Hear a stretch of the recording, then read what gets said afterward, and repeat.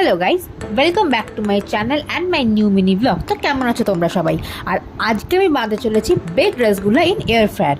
তো তার জন্য লাগছে দুধ, powdered milk, Milkmaid, sugar, saffron and দোকান থেকে কেনা রসগুল্লা। তো ফার্স্টেই আগে আমি দুধ, পাউডার্ড মিল্ক, মিল্কমেড, সুগার সব কটাকে একসাথে মিক্স করে ক্ষীর বানিয়ে নিলাম। আর অ্যাট দ্য সেম টাইম আরেকটা ফয়েল পেপার নিয়ে সেখানে সবকটা রসগুল্লাকে একদম রসটাকে স্কুইজ করে দিলাম যাতে কোনো রস না থাকে, এবং তারপর এই ক্ষীরটাকে স্প্রেড করে দিলাম রসগুল্লার ওপর অ্যান্ড একটুখানি স্যাফরনও ছড়িয়ে দিলাম।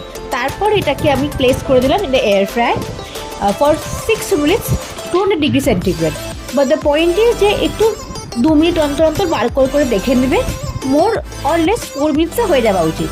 তো তারপর এটাকে এনজয় করো অ্যান্ড ট্রাই করে জানিও যে তোমাদের রেসিপিটা কেমন লাগলো। Till then bye, love you all.